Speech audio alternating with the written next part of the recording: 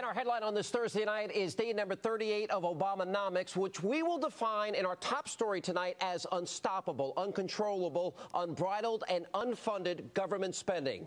And that's what the president presented the American people today as he unveiled his plans for a $3.6 trillion federal budget for fiscal year 2010. Now, included in his plan, a $634 billion reserve fund to move us down the road towards national health care, and up to $750 billion of bailout money for banks, which, if used, would be bigger than TARP number 1.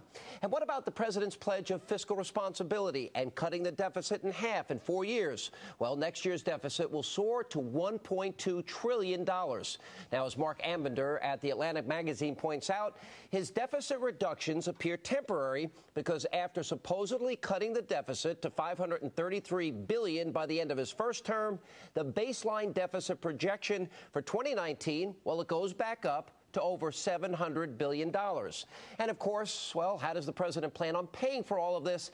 Tax hikes, and more tax hikes. And joining us tonight is a man who would have surely had a better plan than this nonsense, former Massachusetts Governor Mitt Romney. Governor, good to see you. Thanks, Sean. Good to be with you. $4 trillion, $1.75 trillion deficit. Your initial thoughts? I doubt this would be the Romney plan. Well, I'm afraid it's actually dangerous.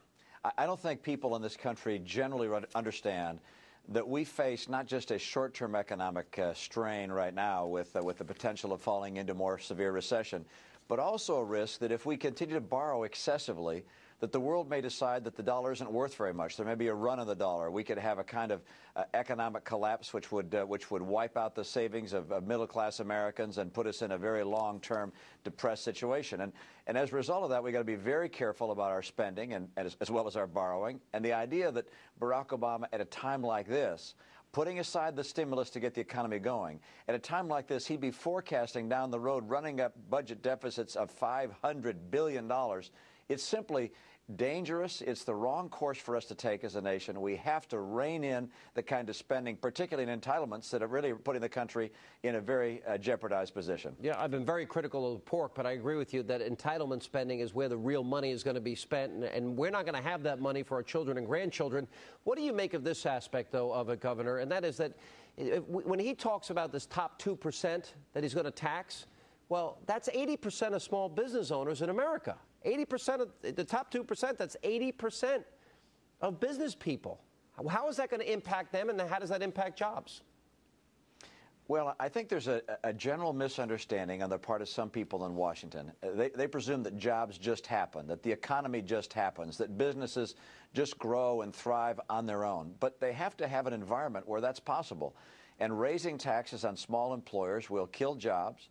It'll make it more difficult for new businesses to get going. He's laid out a whole series of things he wants to accomplish, Barack Obama has, but listen to what he said the other night. He said he's going to be responsible, or government should be responsible, for a child's education from birth until their first job. Is that universal preschool? Is it universal college? He also said universal service corps. Sure. He said we're going to have a universal health care plan. These are massively expensive programs, the way he's outlined them. And we frankly cannot take on these additional costs at a time when our economy is feeling such pain. One of the things you talked about during the campaign, and now this has come to fruition, he's going to raise the top marginal tax rates from 35 to 39.6%. He's going to eliminate the Bush tax cuts for the wealthy, so-called wealthy.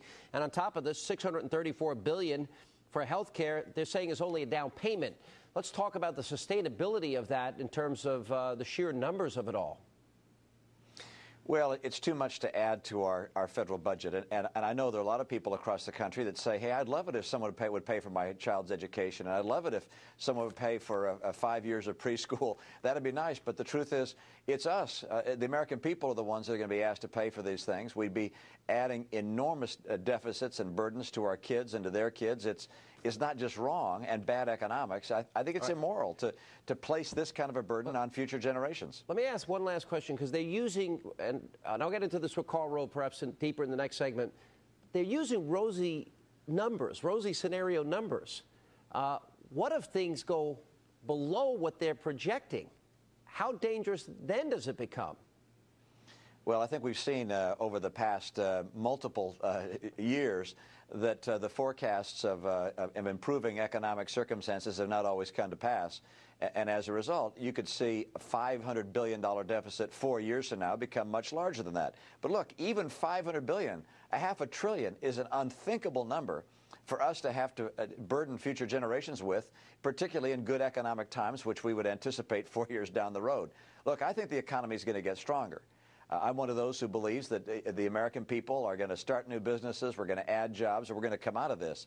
But I don't believe that we're going to be able to be secure economically long term if we so lard up our federal budget that we just shrink the availability of capital for every new business that wants to get started. All right, Governor, thank you for being with us tonight. We really appreciate it. Thanks very much.